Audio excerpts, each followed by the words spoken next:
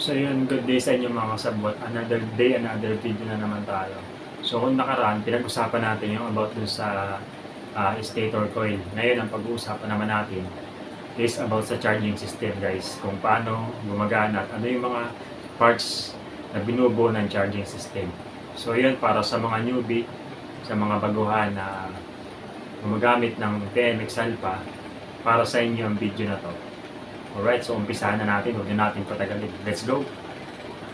So meron tayong tatlong parts ng charging system. Una, stator coil, then second is ang regulator rectifier na tinatawag, then battery. So ang stator natin, meron yung tinatawag na charging coil. Ito yung charging coil ng stator. So ang stator is makikita nyo sa left side ng makina. So pag binuksan yung makina, sa left side makikita nyo to sa cover. Makikita nyo yung stator doon. Then ito makikita nyo naman sa dulo ng upuan. Yan, nasa dulo siya ng upuan. Then itong battery is sa left side din ng body ng motor. So doon siya nilagyan ng engineer para mas easy access, madali siyang ma-check. So paano ang flow ng kuryente yan guys? Sa mga nagtatanong. Simple lang guys. Makikita nyo mayroon siyang wire dito. Ito yung yellow at pink. Then dito meron ding yellow at pink. Color coding lang yan guys. Huwag nyo naintindihan yung ibang wire kasi charging system lang yung pinag-uusapan natin dito. So pag umikot yung magneto, magkakaroon siya ng magnetic. So magpuproduce siya ng kuryente, AC current. Pag produce siya ng AC current, dadaan siya dito. Dito siya dadaan sa dilaw tsaka pink. Lalabas siya dito. Paglabas niya dito, pupunta naman siya dito sa regulator. Dahil mataas yung voltahe na nanggagaling dito sa stator natin, which is easy, ang gagawin naman nito is i-convert niya sa DC. So gagawin yan 12 volts ngayon. So bakit ginagawa 12 volts? Para yung mga accessories na dadaluyan ng kuryente is hindi magputukan, kasi ang required lang sa mga accessories ng motor is yung 12 volts lang, yun lang kailangan. So kapag sumobra sa 12 volts, ang mangyayari dun sa kagaya ng bumbilya, ang mga headlight natin magpuputukan yan. So pag na-convert niya sa DC, 12 volts, lalabas siya dito sa red wire. Ayan. Itong red wire naman ito guys, papunta siya sa positive ng battery. Pupunta siya dito. Dadaan muna siya sa fuse, then pupunta siya dito. So habang umiikot yung motor, tumatakbo, yung mga lumalabas ng kuryente, dadaan dito. Then gagawin niya, i-charge na itong battery. Yun yung iba pupunta sa mga ibang accessories ng motor, ibang kuryente na nilalabas dito na 12 volts. So yun lang, ganun lang kasimple guys yung trabaho ng charging system sa ating TMX 125 Alpha. So napaka-importante guys na alam nyo yung basic na mechanics kung paano gumagana yung mga motorsiklo natin. Para pagka nagkakaroon ng problema o palyado is madidetect nyo agad kung saan nagkakaroon ng problema. So ano-ano nga bang problema nyalis na mahina yung charging system natin guys? So, ang pinaka-basic lang naman yan guys, kapag mahina na yung charging system natin is itong battery. Dito nyo yan makikita. So, yung battery natin is 12 volts.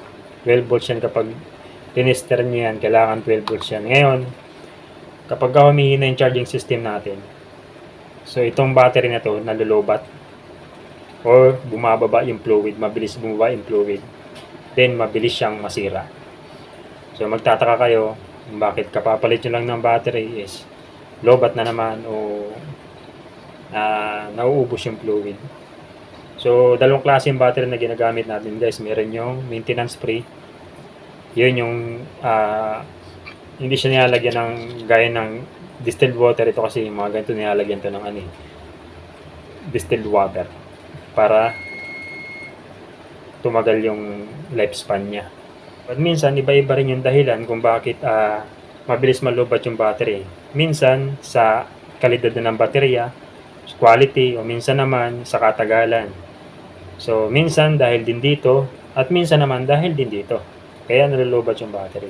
So pag-usapan natin muna dito sa charging coil. Itong charging coil guys, kapag humina na to, kapag ito nasunog na yung mga windings dyan, ang mangyayari, mahina na yung supply niya dito. Papunta dun sa rectifier. Ngayon, dahil mahina na yung supply niya, hindi na rin ganun kalakas yung lalabas dito sa red na to papunta ng battery. Kaya yun, nagiging dahilan. So, medyo shortage na yung pinoproduce na battery kaya hindi niya ma-fulfill yung kailangan nitong charge para ma-full charge tong battery na to. So kaya ang nangyayari, mabilis na lolobat. So minsan guys, malakas naman yung charging coil, ito naman yung nagiging problema. So matindi ang problema na ibibigay nito guys kapag ito ang bumigay sa ating TMX125 Alpha. Dahil ito, marami itong sisirain kapag ito nagkaroon ng problema. Unang-una itong sisirain is kapag nagkakaproblema na ito is itong windings ito. Susunogin niya to guys. Kasi yung kuryente na lumalabas dito, ibabalik niya dito. Dahilan para ma-stress to. So masusunog na yung windings. Then, pangalawa, ito naman battery. So kapag hindi niya na ma-regulate yung galing dito na kuryente, malakas yung voltahe, pupunta siya dito ng lagpas sa 12 volts. Ang mangyayari, overcharge naman to, lulubo, yung mga maintenance spray lumulubo yun, tapos ito naiiga, nauubusan niya ng tubig, nasisira agad.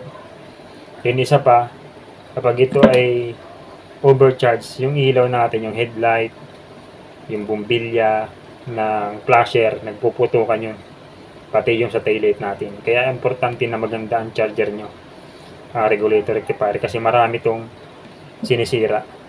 Importante din to sa naka-battery operated. Kasi yung battery operated na motor na TMX, yung converted na CDI, is dito siya. Sa charging system siya naka-asa. So kapag bumigay ang charging system ng battery operated na CDI, wala na. Tirik na. So ang tanong, kapag battery operated ba ang CDI, tatakbo daw. Kahit basta yung battery. Oo, tumatakbo yan. So under yung motor nyo kahit naka-battery operated yung CDI, kahit nawalan siya ng battery, kasi nga meron pa siyang regulator. So ang problema naman is nagkukurap-kurap yung ilaw, tapos pangit yung performance niya. So yun ang pinagkaiba niya sa primary operated. Kasi yung primary operated, pag tinanggalan mo ng battery, aandar yun, pero hindi siya kagaya ng performance ng nakaasa lang dito sa rectifier. Yung primary kasi guys, malakas ang ilaw niya. Mas maganda yung takbo kahit walang battery. Pag pinipihit mo yung silinyador, malakas yung ilaw. Doon naman sa battery operated, putol-putol, tas kurap-kurap yung headlight natin. So yun lang naman ang pinagkaiba nun.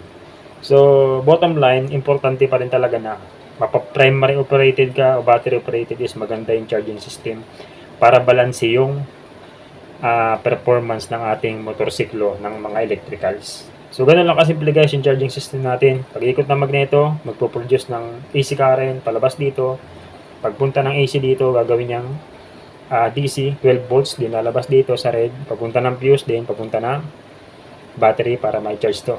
So, ganun lang kasimple guys yung ating charging system. Kaya importante guys na na-check niya yung charging system natin kung maganda ang function, lalo na kung nagpabiyahe kayo ng malayo.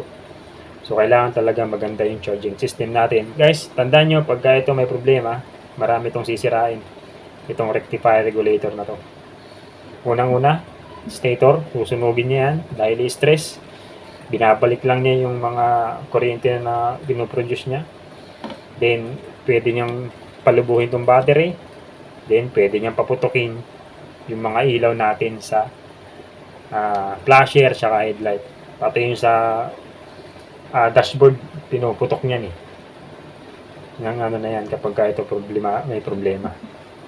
So din pag mahina naman charging coil natin, apektado pa rin dahil mahina yung lalabas niya papunta dito. Tapos paglabas dito, mahina na rin.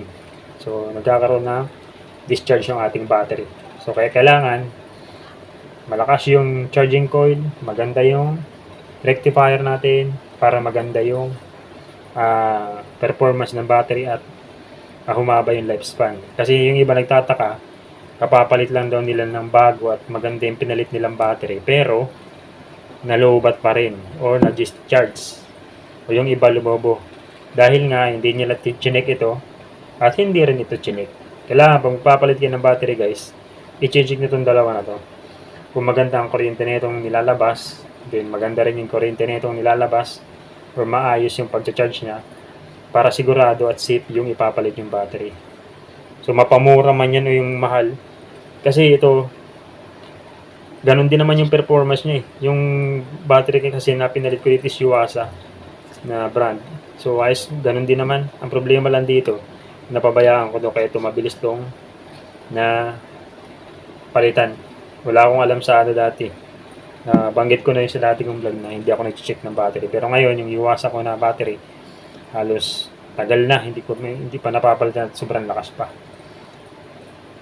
So yun, tip lang mga kasabwat, ang battery natin ay kailangan 12 volts yan kahit patay makina. Pag nireading nyo ng voltmeter, kailangan 12 volts yung lalabas. Ngayon, pag binuhay yung makina, tataas yun, magiging 13 o hanggang 14 volts. So kapag bumaba yun, yung charging niya, let's say umabot ng 11, 10, 9, ibig sabihin may problema sa dalawang to. Yan, nagkakaroon siya ng problema. Or, nasa battery na. Sa katagalan or mahina na yung battery niya. Pero kung bago pa naman, tapos bumababa yung reading, magdudo na kayo sa dalawa na to. Kailangan nyo i-check tong dalawa na to.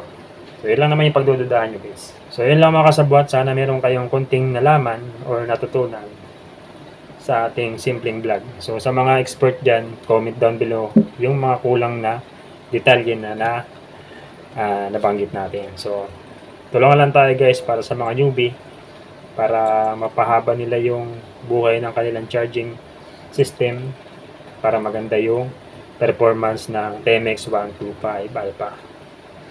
Alright, so kita-kits sa next video. Ride safe and God bless. Alright.